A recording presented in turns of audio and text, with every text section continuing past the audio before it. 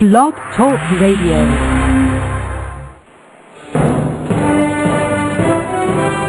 Boa noite, meus amigos. Estamos aqui de volta.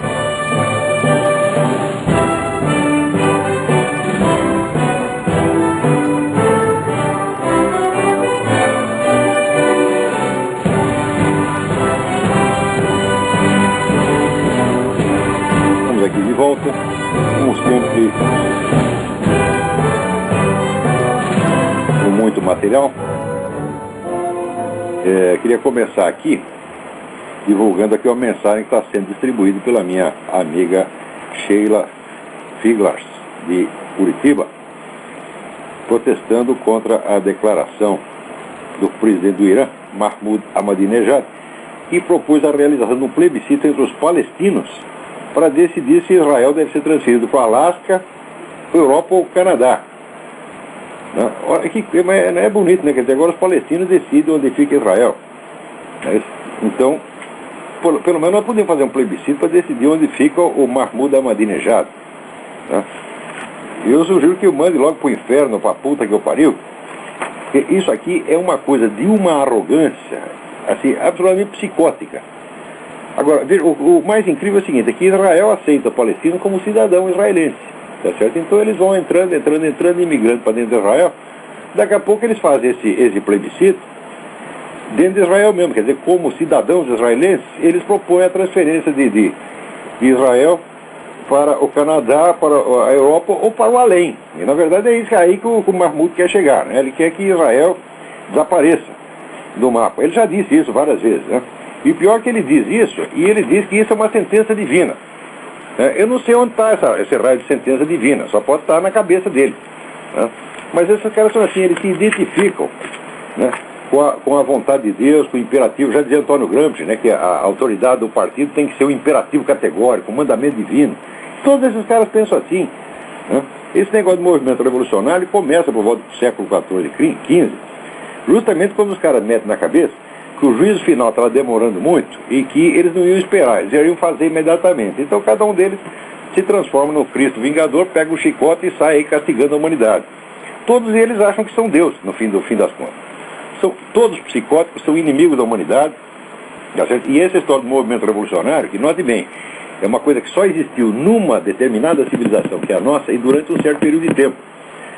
A humanidade em geral não conhece o movimento revolucionário, quer dizer, não é uma coisa constante da história humana, é uma anomalia acontecida numa civilização e numa época em particular. Então, assim como começou, vai ter que terminar, quer dizer, a humanidade vai ter que se livrar do movimento revolucionário mais dia menos dia. Agora, em consonância com essa proposta do Ahmadinejad, note bem, agora é oficial, as organizações terroristas apoiam a candidatura Hillary para presidente. Ou seja, não é só Fidel Castro e Hugo Chávez. Agora saiu aqui uma declaração do Ala Senacré, chefe das Brigadas de Mártires Al-Aqsa, um grupo terrorista. E esse é só um dos muitos. Existe aqui um livro do correspondente do World Net Daily em Jerusalém, chamado Aaron Klein. O livro chama Schmoozing with Terrorists, fofocando com os terroristas. Ele dá lá uma lista enorme de terroristas que estão aí promovendo a candidatura Hillary. Porque sabe que o programa da Hillary é justamente retirar as tropas americanas do Iraque e deixar o campo aberto para o maior banho de sangue, né, da história do século XXI. O XX já acabou. Eu acho que com o século XX ninguém vai conseguir competir em matéria de banho de sangue. Mas o XXI está querendo chegar próximo. A hora que sair o último soldado americano do Iraque, já vai começar o morticínio, exatamente como aconteceu no Vietnã. E aqueles malditos pacifistas, o pessoal do Flower Power dos anos 60, todo mundo, né, fazendo força para os americanos saírem do Vietnã. A hora que saíram, morreu o quê? Morreu 1 milhão de vietnamitas civis e mais 2 milhões no vizinho Camboja, tá certo? 3 milhões de pessoas. E todo esse pessoal pacifista, os jovens idealistas dos anos 60, são todos culpados por isso. Quer dizer, isso aí não tem mais como esconder. Parece que tem alguém no telefone, vamos ver quem é. Oi. Quem é? Olá, tudo bom? Tudo bem, quem é? Aqui é Juan de Canérica, tô falando de Canérica. Tudo bem? Ô, Grande, eu entrei agora, eu estava ouvindo os antigos, gravações que tinha tua, e tentei ligar, consegui falar com você agora, nem sei sobre o que você está falando nesse instante, vi que... Eu estou falando mal do Ahmadinejad. Oi? Estou falando mal do presidente Ahmadinejad. Ok. Bem, a minha questão que eu quero colocar para o senhor é que eu saí do Brasil, eu sou advogado lá no Brasil, eu saí, e inclusive nas algumas gravações eu ouvi você recomendando às pessoas, para os jovens que tivessem juízo, que saíssem fora, porque o Brasil realmente não tem mais o que esperar devido a tudo que está acontecendo. E eu queria que você falasse um pouco para mim sobre essa questão da sociedade brasileira, da hipocrisia do povo, porque eu tenho várias críticas que eu entendo, que eu vejo na sociedade brasileira. Eu queria que você me falasse da sociedade brasileira mesmo, os pontos ruins da sociedade brasileira. Ora, você está fazendo aí uma experiência que eu fiz pela primeira vez quando vim para os Estados Unidos em 1986. Eu já era um homem adulto, casado, pai de vários filhos, e eu pela primeira vez eu descobri que os problemas humanos tinham solução.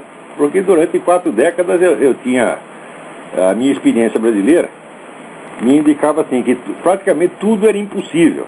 Você sabe que o Brasil é um país em que dar certo é uma exceção. E como é uma exceção, né, então naturalmente provoca inveja, reações malignas. Quer dizer, o fracasso é de certo modo obrigatório. O Brasil é o país dos caranguejos no balde. O caranguejo quer sair do balde, os outros penduram a perna dele para o bicho cair de novo.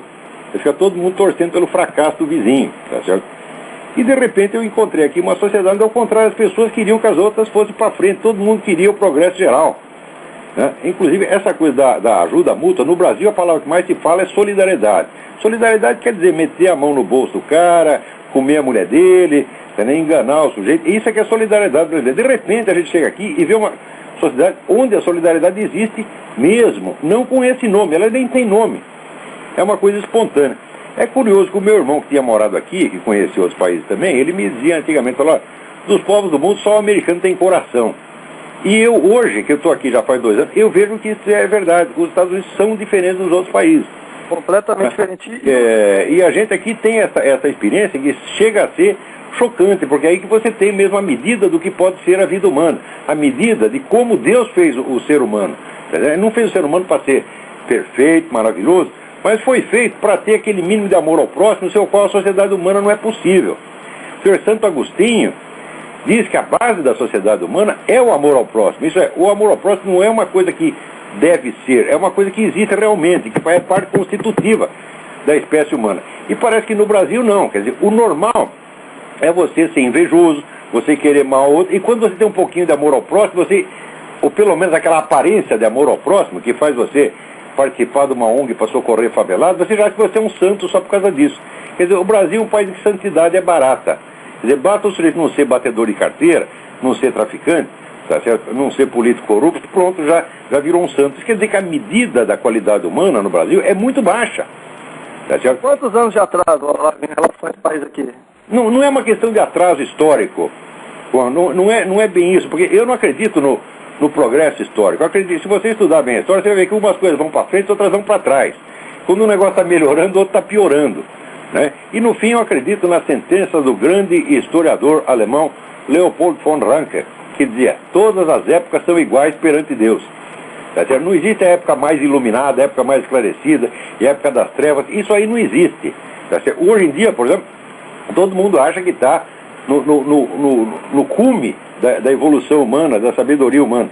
É porque não estudaram a história suficiente para você perceber quantos conhecimentos foram perdidos, quantas coisas se sabiam 50 anos atrás, 100 anos atrás, 200 anos atrás, 1000 anos atrás, que foram totalmente esquecidas, né? O historiador da ciência, filósofo da ciência, Jean Fourastier, já dizia que nós temos que estudar, junto com a história da ciência, nós temos que estudar a história da ignorância, quer dizer, o conhecimento foi perdido. Mas é claro, isso é um preceito de método científico elementar. Se você conta a história só dos conhecimentos que foram adquiridos, você tem uma impressão de progresso extraordinário. Agora, faz ao lado a conta dos conhecimentos que foram perdidos, você vai ver que, na melhor das hipóteses, deu empate. Então não é uma questão de estar mais para frente, mais para trás. Eu sempre evito usar essa metáfora do atraso e retrocesso, porque na história não existe nem atraso nem retrocesso. A história não tem um ponto de chegada ideal do qual nós estejamos nos aproximando, tá certo? Não existe nem melhoria em sentido absoluto, nem pior em sentido absoluto, tá certo? Você vê, se você estudar a história do século XX, por exemplo, durante o período que estavam em ascensão essas ideologias medonhas, comunismo, nazismo, etc., né, também foi um período de florescimento intelectual extraordinário nos países do Ocidente, na França, na própria Alemanha, na Inglaterra, nos Estados Unidos. Tá certo? Foi um período que, vamos dizer, que para o estudioso de filosofia, comparado com o que nós temos hoje, é quase paradisíaco, tá certo? Porque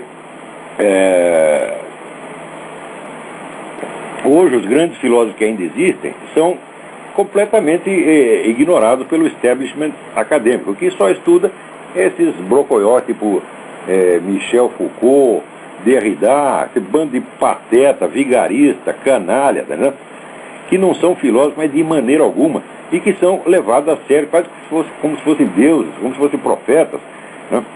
Agora, na primeira metade do século XX, você tinha ao mesmo tempo vivos Edmund Husserl, Max Scheler, Louis Lavelle, Xavier Zubiri. Era assim, um florescimento intelectual fora do comum, ao mesmo tempo onde a estupidez, o reino da estupidez, estava crescendo dentro da própria Alemanha, na Rússia, na França então nem se fala. Quer dizer, as duas coisas coexistem, a inteligência e a burrice, o mal e o bem, tá entendendo?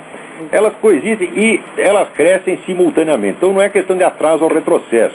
Não é que o Brasil está atrasado em relação aos Estados Unidos. Ao contrário, os Estados Unidos hoje está, vou dizer, moralmente está decaindo muito.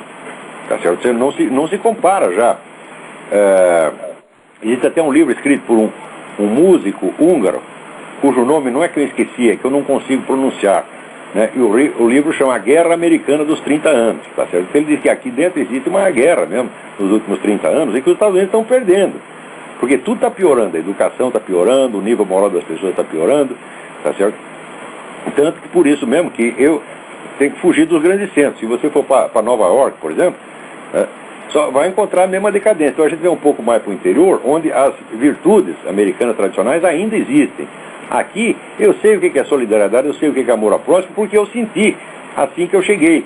Que todo dia vinha um vizinho aqui perguntar se ele precisava de alguma coisa, vinha trazer uma florzinha, vinha trazer um bolinho, vinha trazer um docinho, tá certo? Todo mundo com um sorriso o tempo todo. E essa conduta não mudou, porque se dissesse, não, era apenas como é que diz, a surpresa da chegada. Não, eles continuam tratando a gente assim até hoje. Todas essas velhinhas aqui, a coisa mais maravilhosa que tem nos Estados Unidos são as velhinhas. As velhinhas são um doce de coco, são, vamos dizer, um primor de civilização e de humanidade. É uma coisa que no Brasil, se você procurar, você só vai encontrar em lugares muitíssimo atrasados. Tá certo? No interior. Exatamente o tema desse aquele filme, A Central do Brasil. Quer dizer, o neguinho saía do inferno urbano, voltava para o interior, lá no interior então ele descobria um povo que ainda tinha religião, tinha amor ao próximo, tinha decência. Tá bom, aqui também acontece a mesma coisa, é só que a quantidade é que é diferente em relação ao Brasil. Aqui tem muito. Tá certo? E para nós que viemos de lá, é um susto.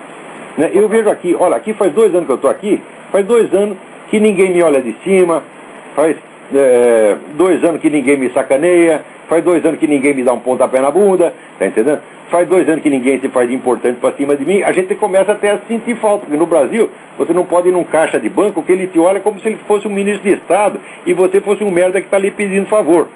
Né? Agora chega aqui, as pessoas são tudo educadas, com exceção de uma camada social. Digo, qual é a camada social? São os caras beneficiados pelo Social Security, os caras que vivem do Social Security e que são predatórios, esses são os únicos caras arrogantes, tá certo? Porque como o Estado os ajuda, eles começam a se achar importantes, né? Então o cara que não trabalha, tá certo? Que vive por conta do Estado, esse é o gostosão. Tá? Só essas pessoas que são a minoria ínfima. Mas no geral, a população aqui da Virgínia é um doce. Eu amo esse Estado. Eu nunca pensei que eu fosse ser tão bem tratado na minha vida. E acho que a sua experiência deve ser mais ou menos a mesma. Perfeito, exatamente a mesma. Aqui é um lugar, qualquer coisa que você faz, as pessoas sempre vai incidente. Você consegue, você vai chegar onde você quer. Todo mundo incentiva todo mundo. No Brasil, olha, eu estou com 60 anos. Faz 60 anos que eu cheguei no planeta Terra.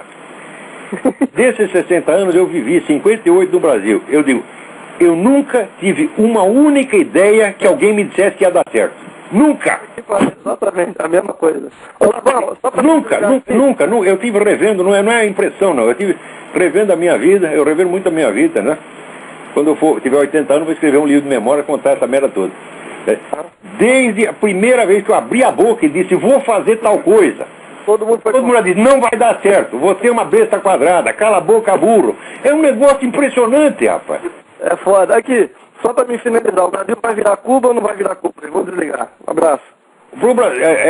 Olha, agradeço a sua pergunta. Ver, Cuba e a Venezuela são os laboratórios do comunismo latino-americano. Tá certo?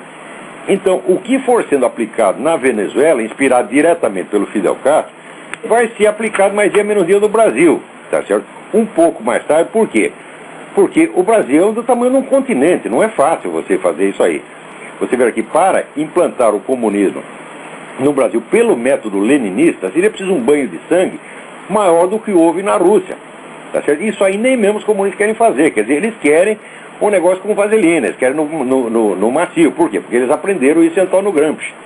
Quer dizer, não vale a pena você sair matando todo mundo, é melhor você meter a mão no bolso deles, que é mais tranquilo. Então, você vê aqui na Venezuela, já está lá na Assembleia Nacional vários projetos de lei que definem o que vai ser a Venezuela daqui a pouco. E o que for a Venezuela será, vamos dizer, o restante da América Latina, mais dia menos dia, se a gente não fizer parar essa brincadeira. Então, veja aqui, entre outras coisas, ficam expropriadas todo o serviço de saúde privada é expropriado. Passa tudo, né, para o Estado, né? Agora, só se dará atendimento privado a pacientes que paguem em dólares ou euros, quer dizer, exatamente como em Cuba. Em Cuba, que se você chegar lá com dólares ou euros, você é um ser humano. Agora, se você nasceu lá e é um cubano, tu é um orangotango, um chimpanzé, tá sendo na melhor das hipóteses. Então você é um tatu-bola, uma minhoca, tá entendendo? E vão pisar em cima de você. Olha, esse negócio de comunismo é tão terrível, tão terrível. Eu morei na Romênia, logo após o fim do comunismo. E a gente via que a mentalidade comunista já tinha entrado na cabeça das pessoas. Então era assim, se você gritava com o romeno, ele instintivamente obedecia, porque ele pensava, esse cara é da Securitate. Securitate é a KGB. Meia hora depois ele lembrava que a Securitate não existia mais e ficava com raiva. Mas na hora ele já tinha o instinto de obedecer. Tá certo?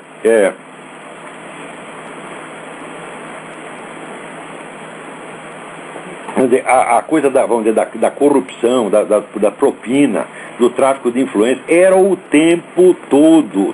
Quer dizer, o comunismo destrói a alma de um país e depois, não pensa assim, depois volta tudo ao normal. Volta tudo ao normal, uma pinóia, isso leva gerações para reconstruir, né, um ser humano. Isso é como a loucura, veja, se o sujeito ficar maluco, tá certo?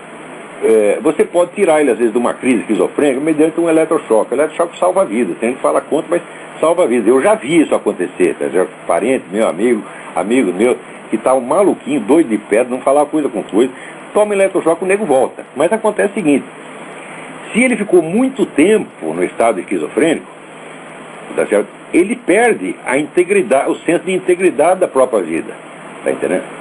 E daí, o eletrochoque pode tirá-lo da crise, mas não reconstitui mais, vamos dizer, a personalidade verdadeira. O sujeito vai sempre ficar uma espécie de Frankenstein, com os pedaços colados, tá entendendo?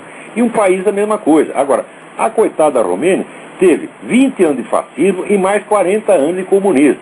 Depois vem a democracia, você pensa que vai ficar tudo legal? Não vai nada, está tudo estragado. E pior é o seguinte, a gente vê que é um povo maravilhoso, a gente vê pela sua cultura, tá certo? A Romênia é um país onde todo mundo fala 2, 3 línguas, tá vendo? E assim, na Romênia, puxava papo em francês com os caras e eles respondiam em francês perfeito, melhor que o meu. Daí eu falava, como é que você sabe tanto francês? O sujeito falava, com todo orgulho, eu tive 2 anos de francês no ginásio. No Brasil, se o nego não fala francês, como ninguém fala, você pergunta, por que você não fala francês? Daí ele responde, é porque eu só tive 2 anos de francês no ginásio. Você tem alguma coisa errada. Agora, o romeno é um povo culto e esforçado, muito inteligente e um povo bom. Mas acontece que os costumes, as relações humanas já estão totalmente deterioradas. A lavagem cerebral foi tanta que já estão tudo doidos. Não ouvi o que você disse. Fale mais alto, por favor. Bom, muito bem. Então vamos passar para outros assuntos. Espera, já tem outro chamado aí? Vamos lá. Pronto. Alô, Olavo. Alô? Alô, Olavo. Marcelo de São Paulo. Marcelo, tudo bem? Tudo bem, Olavo.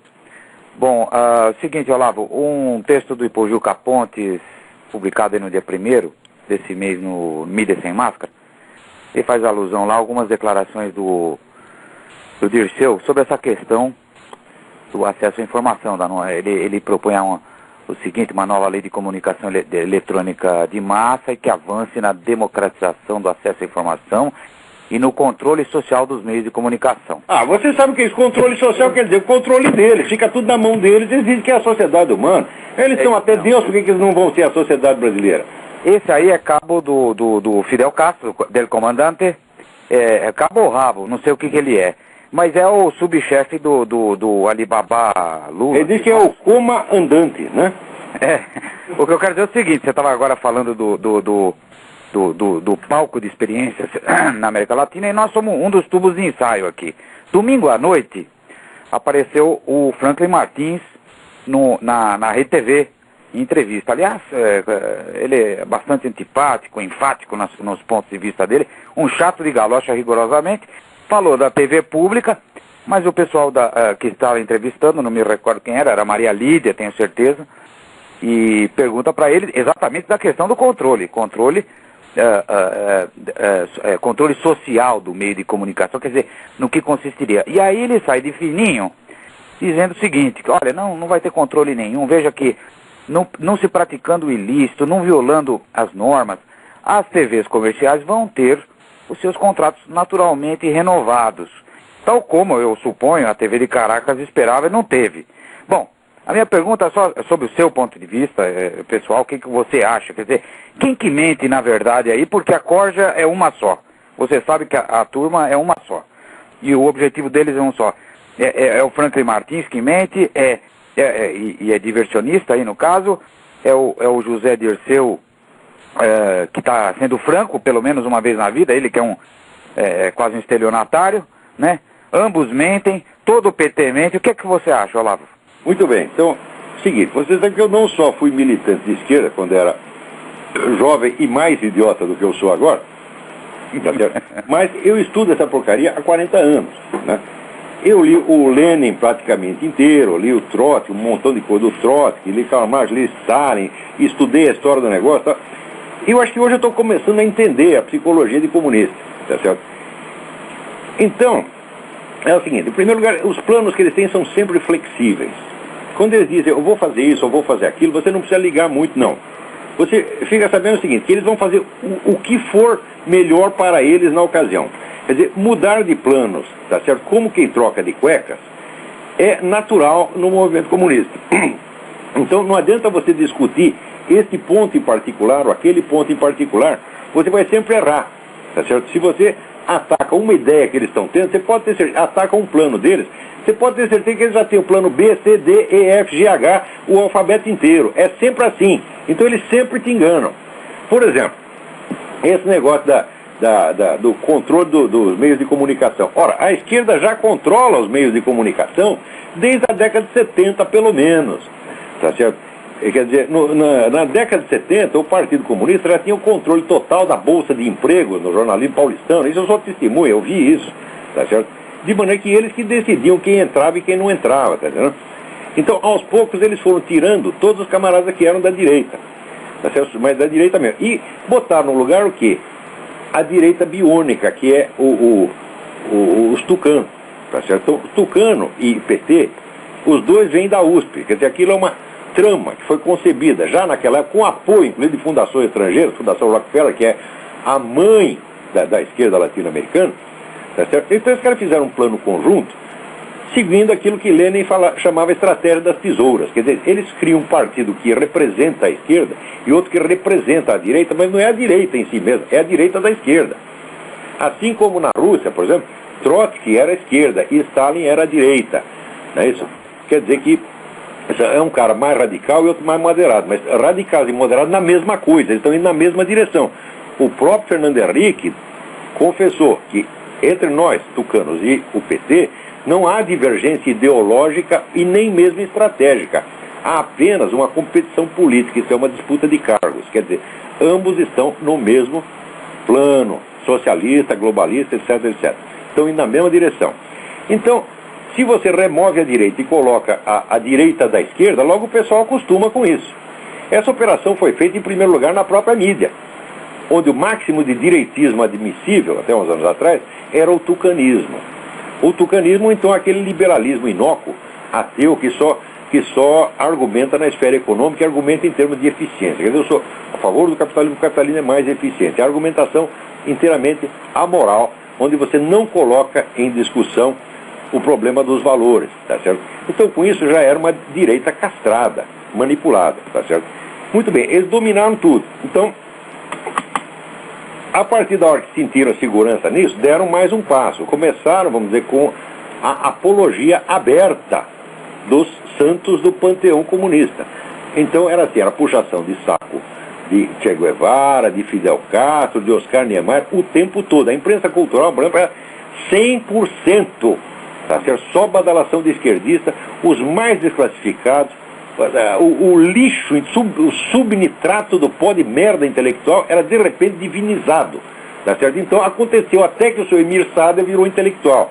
Quer dizer, que é uma coisa que em nenhum país civilizado uma coisa dessa pode acontecer. Tá certo? O homem que escreve Getúlio com LH é o intelectual. Então, Leonardo Boff, Frei Beto, foi a promoção geral dessa gente. Qual é o passo seguinte? O passo seguinte é fazer de conta que o atual estado de dominação é o contrário. Então, de repente, eles que dominam a mídia começam a protestar que a mídia é direitista. O que quer dizer direitista? Quer dizer que o esquerdismo que eles... a dose de esquerdismo que eles conseguiram na mídia não é suficiente para as suas ambições. Então, você acusa de direitismo os seus próprios companheiros de ideologia, e eles aceitam. Por quê? Porque eles também querem, vamos dizer, a esquerdização maior. E assim vai entrando, dominando tudo, sempre se fazer de coitadinho.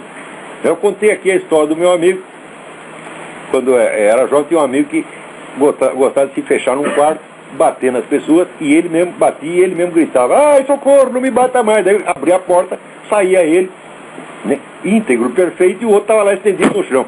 Esse pessoal comunista faz a mesma... Aliás, o cara era comunista, como eu também era na época. Esse pessoal faz a mesma coisa. Ele bate e chora, bate e chora, bate e chora. O pessoal do lado de fora não está sabendo o que acontece, acredita, tá certo? Então, os caras fazem passeata na frente da Folha de São Paulo, meu Deus do céu, contra a dominação direitista da mídia. Cadê o direitista da redação da Folha? Não tem nenhum. Eles botaram todos para fora, tá certo? Queimaram a revista Veja essa semana, Olavo. Pois é. Agora, você vê, a própria Veja, que é antipetista, tá certo? A Veja apoia a esquerda em todo o fronte cultural. Uhum. A Veja é feminista, gaysista, abortista, tudo que não presta. Então, o máximo de direitismo que existe no Brasil, a extrema-direita, é a Veja. Porque a Veja ataca a corrupção do PT. Quer dizer, você dizer que o nego roubou, agora virou direitismo, e até extremismo de direita. E daqui a pouco isso vai ser proibido. Então é o seguinte, eles já removeram tudo para a esquerda. É que nem a piada dos ingleses que dizem que quando sobe o Partido Trabalhista, ele leva a Inglaterra mais à esquerda que pode. Daí vem os conservadores e tratam de conservá-la exatamente aí. Tá certo?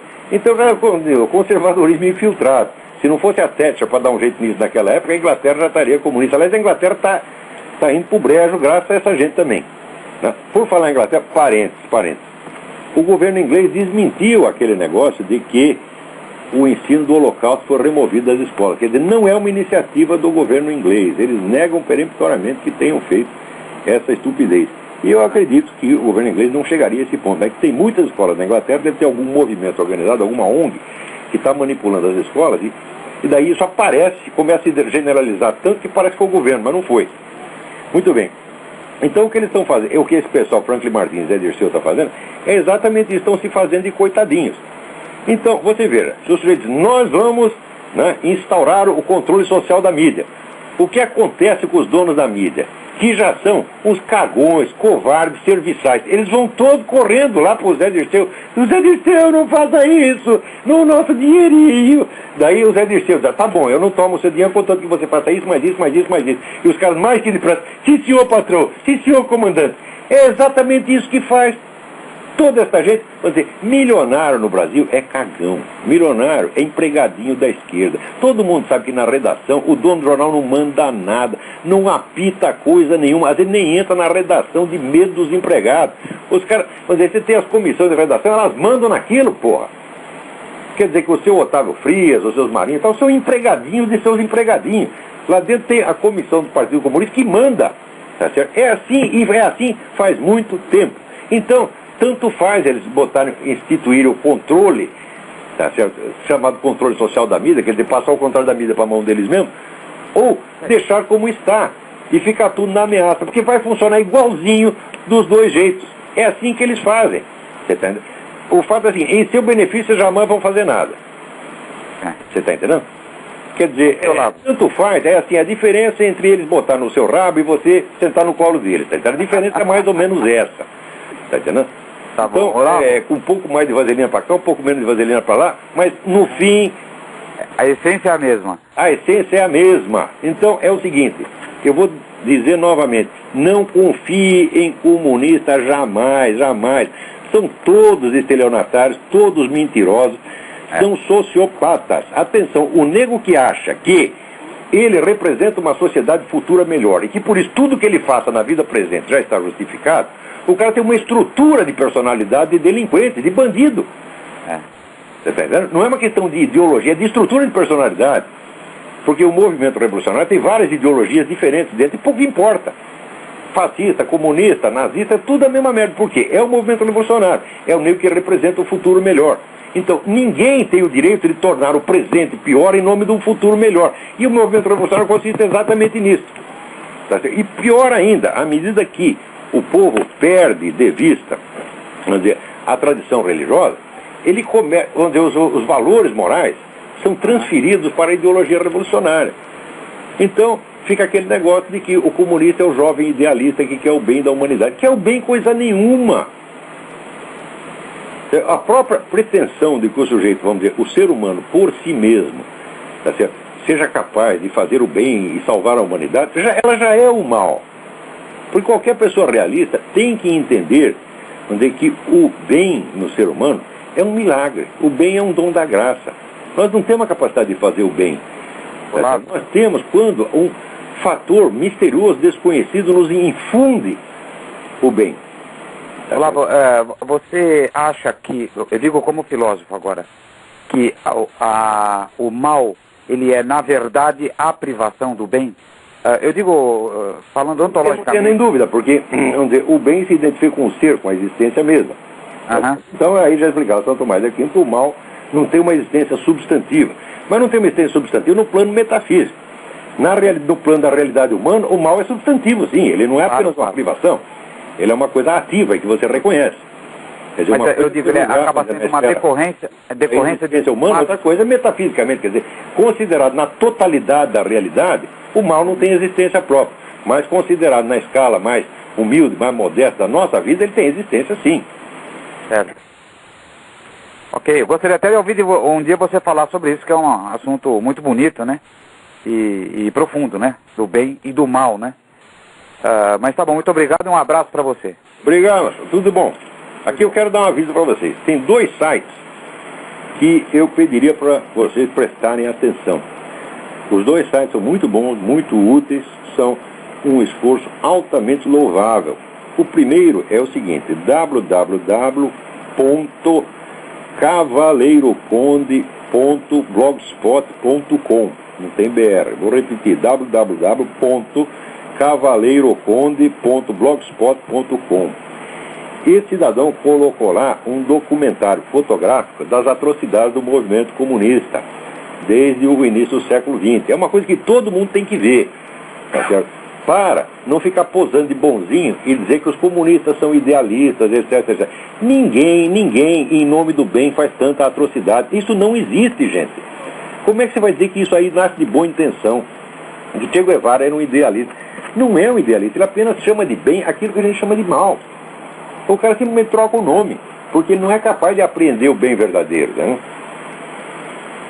Então, muitas vezes, o homem de bem é obrigado a fazer uma violência, a contragosto. Mas como é que você faz para saber se é esse o caso? É simples. O homem de bem vai tratar de reduzir aquela violência ao mínimo indispensável. Vou te dar um exemplo. A guerra do Iraque, que está todo mundo gritando contra, foi a guerra que teve menos morte de civis na história. Desde que começaram, vamos dizer, as guerras modernas, nunca o risco para a população civil foi tão controlado e tão diminuído como na guerra do Iraque. É só você comparar com qualquer outra guerra. Tá certo? Agora, esse pessoal comunista, não é na guerra que eles matam a população civil, eles matam a sua própria população civil. Tá certo? Quando nós dizemos que o regime comunista na Rússia matou 20 milhões de pessoas, não é na guerra. Na guerra morreram outros 20 milhões de russos. Estou falando de 20 milhões que morreram na população civil, assassinados pelo seu próprio governo. Na China, quando nós fazemos as contas e vemos, como o livro Negro do Comunismo, que mataram 60 milhões de chineses, não foi em guerra. Isso não tem nada a ver com a contagem das guerras. Tá certo? Então, se você pega 20 milhões na Rússia, mais 20 milhões na Europa, nos países satélites, em Cuba, etc., mais 60 milhões na China, dá os famosos 100 milhões. 100 milhões, as duas guerras. A primeira guerra matou 20 milhões de pessoas, a segunda matou 40. Quer dizer, duas guerras mundiais somadas passam um pouco da metade do que os comunistas mataram de seus próprios concidadãos. Então, isso não é a violência controlada, não é aquela violência que você faz em último caso. Tá certo? A KGB tinha lista, tá certo? Tinha um número de prisões que tinha que efetuar todo dia, não interessar quem. Tinha que meter, por exemplo, 100 negros na cadeia hoje. Tá? Então, você pegava qualquer um. A violência, para essa gente, nunca é apenas um meio. A violência, o crime, o genocídio. Não, isso está no coração mesmo da ideologia. Não só da ideologia, mas de todo o movimento revolucionário, desde que ele surgiu. A ideia do banho de sangue redentor, quer dizer, o banho de sangue não é feito como um meio, como um instrumento, não. Ele próprio é o ato ritual, tá certo? Que vai purificar a humanidade. Esses caras são sacerdotes do absurdo. Eles estão aí para isso, eles estão aí para matar, para estuprar, para roubar. Né? Então, dê uma olhada nesse blog, cavaleiroconde.blogspot.com. Segundo, pede para a pessoa esperar. Tem um jeito no telefone, mas deixa eu acabar esse negócio aqui, peraí. Tem mais 2 avisos aqui. O segundo site que eu gostaria que vocês dessem uma olhada é www.freewebs.com/imortaisguerreiros. www.freewebs.com/imortaisguerreiros. É um site que reúne e dá mais ou menos um sentido de unidade a todos esses blogs e sites que estão, vamos dizer, descrevendo e denunciando a atual debacle brasileira criada pelo PT. Não deixem de olhar esses blogs e prestar atenção no belo trabalho que essa gente está fazendo. Terceiro aviso que eu quero dar, falar em belo trabalho, o meu ex-aluno e amigo José Monir Nasser está fazendo uma série de conferências na linha da educação liberal, inspirada em parte na obra do Mortimer Adler, que foi o pioneiro da educação liberal aqui nos Estados Unidos, e em parte nas técnicas que eu mesmo desenvolvi e que eu exemplifiquei nos cursos em Curitiba, de onde é o Monir Nasser. E a próxima conferência do Monir é no dia 16 de outubro, na Realizações, Rua França Pinto, 498, São Paulo, sobre o livro de Platão, A Apologia de Sócrates. Ele já tem realizado várias conferências, cada um analisando um livro, inclusive o meu próprio livro, Jardim das Aflições, entrou nessa série. São coisas realmente muito bem feitas. O Moreira é um feito de talento extraordinário. Então, parabéns, Moreira. Esse aí é o Bom Combate. Informações lá, se quiser, pelo telefone 011-5172-5363. Então, vamos ver quem está aí na linha para falar. Espera aí, dei o telefone errado, tá vendo? Aqui só sai cagado. 5572-5363. Fica o dito com 5572-5363. Vamos lá. Alô, quem está na linha? Alô, Olavo? Eu? Oi, Olavo. Sou eu, Leonardo? Ô, Leonardo, tudo bem? Tudo legal, Olavo? Fora aqui o meu computador que deu um problema, por isso eu estou meio fora de sintonia, porque eu não estou assistindo seu programa ao vivo, mas estou ligando para te dizer uns parabéns. Muito bom trabalho feito pelo senhor. O senhor é atualmente a pessoa que mais me influencia, né? Li quase todos os seus livros, quase todas as suas obras. E eu acho que pode dizer que assim eu não tenho como discordar de uma vírgula do senhor. Mas eu queria deixar aqui uma... Porque às vezes eu discordo de mim mesmo. Às vezes, raramente, porque eu sou muito burro, então para discordar de uma pessoa como o senhor fica meio difícil da minha parte. Os dois. Aqui eu só queria deixar assim, um aviso realmente dessa doutrinação, né, que a esquerda faz nesse Brasil. Quando eu dou aula de pré-vestibular, e até o meu amigo Fábio, que é o coordenador do pré-vestibular, é uma pessoa muito sensata, sabe do que eu estou falando, entende o que eu estou falando. Só que a gente é cercado de pessoas que se baseiam numa literatura. Eu fico assim, que eu dou aula de uma ciência chamada cultura e cidadania, mas na verdade é filosofia. Então eu fui lá, eu também não sei nada, mas eu fui lá, já que tem uma porção de gente que não sabe nada, eu vou lá dar palpite também. E uma vez discuti com um professor de história, eu não sei em que mundo eles vivem, eles não lêem Platão, e estava lá o cara falando belezas e mais belezas de Foucault. Eu fiquei impressionado assim, como é que as pessoas amam esse filósofo, que pra mim é um bosta, um maluco. Um bosta mesmo, que pra mim é um bosta, um maluco que não fez nada, que se baseou em Nietzsche pra escrever mais besteira ainda. Então, umas coisas assim, isso que eu queria deixar, né? Porque a gente fica nessa doutrinação, fica meio fechado. Eu acho que esse país aqui, ele já tá no ralo há muito tempo. Olha, você tem razão. Agora, você deve ter assistido, se não assista o filme Tropa de Elite, tem uma cena lá que eu acho que é o resumo do Brasil. Sim. Tá lá um grupo de estudantes esquerdistas, né? Discutindo Michel Foucault e cagando regra sobre o Estado, o crime, etc. E todo mundo fumando maconha. Isso aí é a quintessência da Universidade Brasileira. A Universidade Brasileira só serve para isso, para fazer drogado e comunista, tá vendo? Meu irmão tá nela, meu irmão tá estudando na UERJ, mas ele já emprestei Jardim das Aflições, já emprestei BC Coletivo para ele ver se ele faz uma profilaxia desse pensamento todo. Por isso que eu escrevi aquela frase que até foi reproduzida na Veja essa semana, as frases da semana, que é: hoje em dia a educação brasileira só se distingue do crime organizado porque o crime é organizado. Não é um modo de dizer. Eu digo, a educação brasileira é crime desorganizado, entendeu? Uhum. São instituições criminosas. Eu acho a USP uma instituição criminosa, ela é culpada de tudo o que está acontecendo no Brasil. Tudo isso, toda essa roubalheira, essa desgraça que o PT está fazendo no Brasil, com a ajuda, tá certo, da sua própria oposição, entre aspas, isso tudo foi tramado na USP. Isso é uma instituição criminosa, tá certo? Marilena Chauí, assim vai, né? Tinha que ser, aquela porcaria tinha que ser fechada. Atenção, fechada, tá certo? Não vou dizer nem para transformar num bordel, porque já é. E já era, nos anos 70, você ia lá no CRUSP, tá certo? O CRUSP era um monumento nacional à suruba. Só tinha suruba e consumo de droga o tempo todo. Quando não era isso, então eu estava fazendo a assembleia para discutir o Brasil maravilhoso que eles iam criar com base em Michel Foucault e outros canalhas desse tipo, exatamente como aparece no filme. Só que hoje é o seguinte, hoje não é só o USP, o Congresso Nacional virou isso também, tá certo? Então, enquanto não acabar com isso, o Brasil não vai ter jeito. Eu não tenho a solução para todos os problemas do país, não tenho mesmo, não tenho nenhum plano geral para o Brasil. O pessoal que, faça um plano para o Brasil, fala, não tenho plano, só tenho um problema para acabar. O problema da... Eu tenho uma filha, né?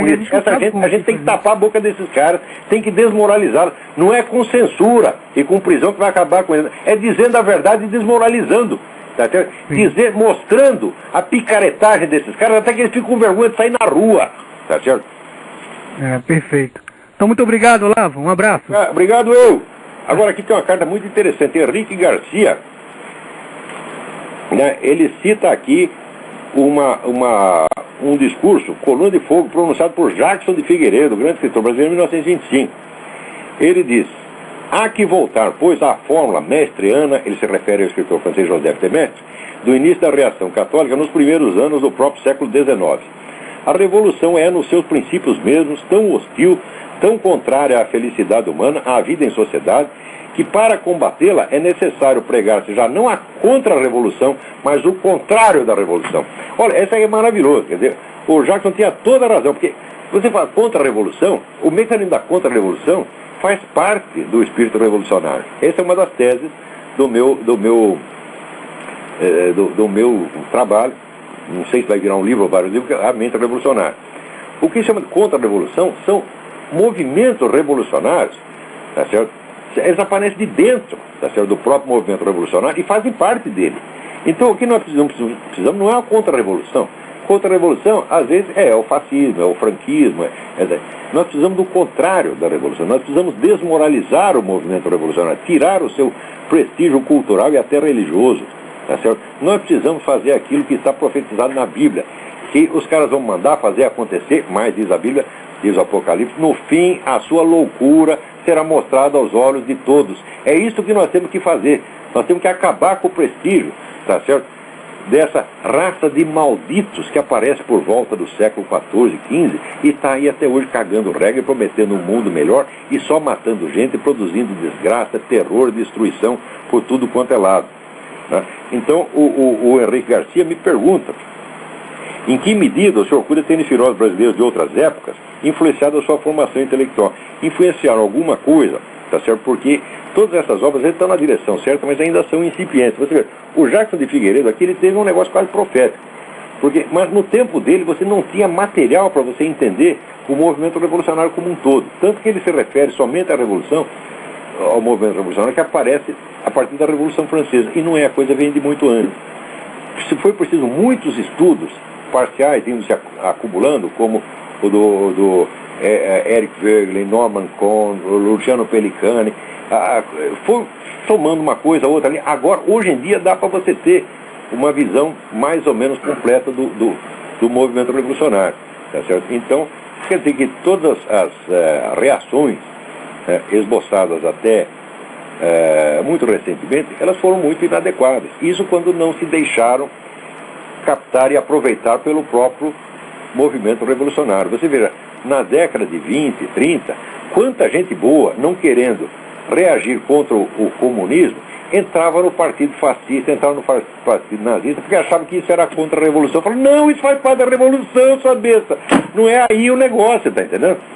Você não pode usar os meios, tá certo, da revolução para detê-la. Porque se você organiza, vamos dizer, uma militância de massas, tá certo, que está acreditando numa sociedade melhor no futuro, pronto, você já entrou no negócio do movimento revolucionário. Nós temos que tirar das pessoas essa ideia de que a sociedade como um todo possa ser melhorada pela ação política. A sociedade como um todo só pode ser melhorada pela sociedade como um todo, tá certo? E isso depende de fatores culturais, morais, religiosos, sobre os quais ninguém tem controle. O que se trata é apenas de incentivar as coisas boas que existem no coração humano e deixar que as pessoas ajam, tá certo? Por exemplo,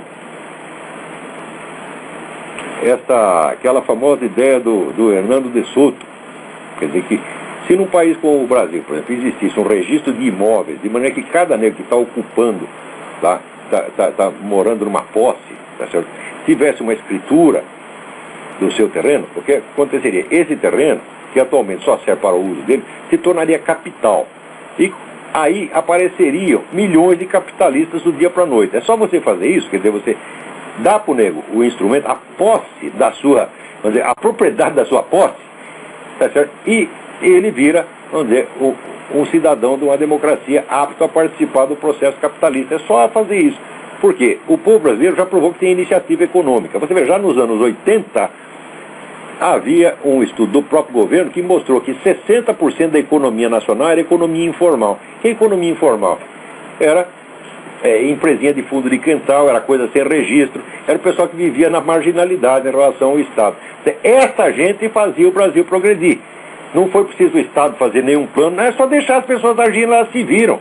Tá certo? Agora, o iluminado, o revolucionário, acredita que só ele tem a ideia certa, que ele precisa fazer um plano integral. Não precisa fazer plano integral nenhum, é só deixar as pessoas se virarem. É só, vamos dizer, confiar que o outro é pelo menos tão inteligente quanto você, ou tão burro quanto você.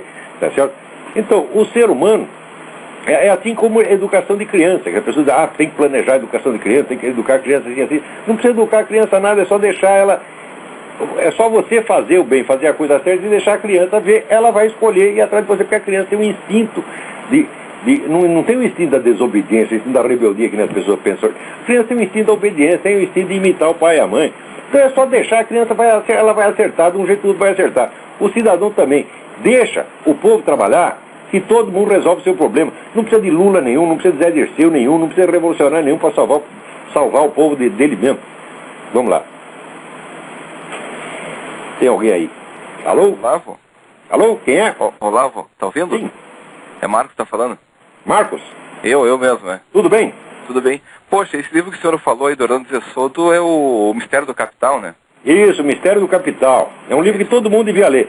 Olha, o PT, a turma do PT, antes da eleição, eles diziam, nós vamos ler o livro, vamos fazer aí o plano do Orlando Zé Soto. Eu digo, se você fizer, eu viro petista no dia seguinte, mas você não vai fazer, é tudo mentira. Que fato não fizeram. Não, o seguinte, eu não sei se o senhor ficou sabendo, essa semana passada, sexta-feira, eu vi na Globo News isso, dizendo que a aeronáutica, ela estaria sobrecarregada em função dos problemas dos controladores aéreos, né? E a solução encontrada foi retirar da aeronáutica o controle de voo dos pequenos aviões no território nacional. Isso, retira da aeronáutica, põe na mão do PT, daí vai ficar tudo legal. Não, mas é o seguinte, como é que entram as drogas do país pela Amazônia? Você vai ser por avião, óbvio. Ou seja, acabou a proteção via aérea, vamos dizer assim, né? Pois é, você sabe que tinha aquela lei que permitia à aeronáutica abater o avião, o avião narcotraficante, tá certo? Sim, sim. Daí fizeram essa lei, daí o ministro da Justiça, o Zé Gregori, olha que bem, não era ainda petista, já era tucano, mas já era dessa esquerdalha toda. O nego sentou em cima da lei durante um tempão, tá certo? Enquanto isso, continuou passando o avião do narcotraficante. Tá? Daí, muito bem. No fim, regulamentaram a lei. Na hora que regulamenta a lei, o que você faz? Tira o controle aéreo da mão da aeronáutica. Você está entendendo? Essa putada toda de PT, esses políticos, tudo trabalha para narcotraficante. O Brasil tem uma nova classe dominante. Tá vendo? Você pensa que a classe dominante é o quê? Aqueles 400 de São Paulo? Eles não mandam nada, são todos coitados, tudo puxa-saco de petista. Agora quem manda é PT e narcotraficante, que é tudo a mesma coisa. Quando é que vocês vão acordar, gente? Hã? Tá bom, Lavo. É só isso. Obrigado. Tá aqui, um abração pro senhor. Deus abençoe. Tchau. Então, vamos lá. Agora, tem aqui, peraí, eu quero achar aqui um negócio muito interessante que fala sobre os estudantes brasileiros. Vamos falar do outro negócio aqui. Datafolha, somente 3% da população brasileira considera um aborto moralmente aceitável. Mas é claro, a população brasileira tem a cabeça no lugar. A população brasileira pode errar em, vamos dizer, em decisões momentâneas de fatos, porque não tem o fato, não tem a informação certa. É certo? Mas com relação aos princípios, aos valores gerais, a população brasileira é muito saudável. Ela sempre escolhe o lado certo. Tá certo? Se você perguntar à população brasileira, você está a favor da polícia ou do narcotraficante? Você vai dizer 100% você é a favor da polícia, por pior que a polícia seja. Porque sobre a polícia pode ter algum controle, sobre os narcotraficantes não. Da mesma maneira, aborto, a população é maciçamente contra. É maciçamente, vamos dizer, aí eu lembro do Saul Bellow, tá certo? Que toda hora viveu perguntando, o que você acha disso, o que você acha daquilo? Ele pegou e disse, olha, eu vou resumir tudo, para vocês não me perguntar mais. Eu sou a favor de tudo que é bom e contra tudo que é ruim, tá certo? Então, o povo brasileiro é a mesma coisa, é a favor de tudo que é bom e contra tudo que é ruim. Agora, ele pode errar, por exemplo, numa eleição, não votar no Lula, tá certo? Cagada, mas tudo bem, mas para isso precisa ter a informação concreta sobre quem é o Lula e o que o Lula faz. O pessoal não tinha, tá certo? Então, até o Foro de São Paulo foi escondido. Se a população brasileira soubesse do Foro de São Paulo e soubesse desse longo caso de amor escabroso entre PT e Farc, jamais teria votado em Lula, nem para vereador em São Tomé das Letras. Agora, com relação aos princípios gerais da vida humana, o povo acerta. Quem não acerta é a Folha de São Paulo. A Folha de São Paulo é o contrário do Saul Bellow. A Folha de São Paulo é a favor de tudo que é ruim e contra tudo que é bom. Agora, não é sempre, tudo tem exceção. Essa semana, por exemplo, sai um artigo excelente do Nelson Asher, tá certo? Cadê? Até comentar uma coisa aqui. Está aqui, falando dessa besta quadrada desse Eric Hobsbawm, que é o cara que tem saudade de Stalin.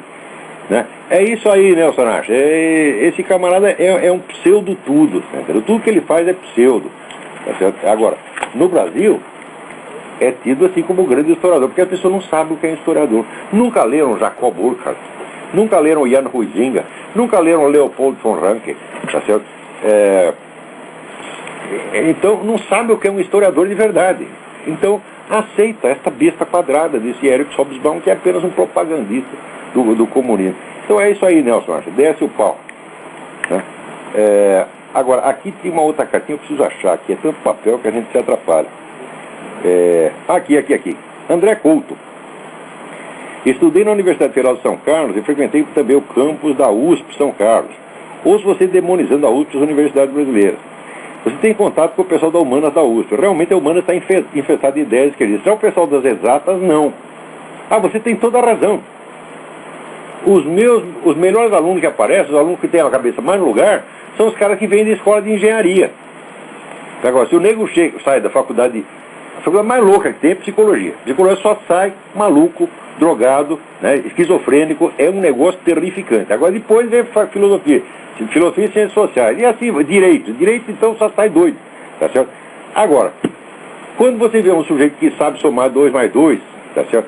O sujeito, ele tem até a ousadia de achar que ele é ele mesmo e que você é você, tá certo? Então é porque o sujeito veio da faculdade de engenharia ou de qualquer faculdade de tecnologia ou de ciências exatas. Você tem toda a razão. Mas acontece que quem personifica a universidade publicamente é justamente os analfabetos, o pessoal da ciências humanas, da filosofia, etc. E a turminha que trabalha mesmo, tá certo? Esses aí são desprezados. Você vai na faculdade de filosofia, você vai ver com que desprezo, né, eles encaram o pessoal da engenharia. Porque são os alienados. Alienado é você, seus idiotas. Você é que viu com a cabeça do mundo à lua, né, acreditando em Michel Foucault. Você vê que na cena ali do filme, muito bem mostrado, eles estão lendo ali Michel Foucault, não como que ele é assim, uma ideia entre outras para debater. Não, estão lendo como se fosse a expressão objetiva da verdade. Michel Foucault diz assim. Né? Não, aquilo não se questiona. Aqui na Universidade Brasileira, você questionar Michel Foucault, Nietzsche, Karl Marx, tal, a sua carreira está em risco. Então aquilo é passado como se fosse verdade de evangelho. Agora, esses caras ficam ali lendo isso, fumando maconha, que é exatamente a mesma coisa. Quer dizer, você se intoxicar de Michel Foucault ou de cocaína é exatamente a mesma coisa. O próprio Michel Foucault era um cocainômano louco, tarado, tá certo? E esse pessoal, então, os mais burros, olham de cima as pessoas que sabem alguma coisa. Você tem toda razão no seu protesto, André Couto. Então, a turminha das exatas, olha, não disse nada contra vocês, entendeu? Vocês são o que salva o pouco de honra que ainda pode restar em algumas universidades brasileiras.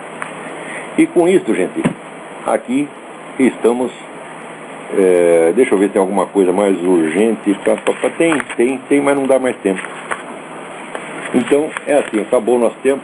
Muito obrigado a todos e até a semana que vem.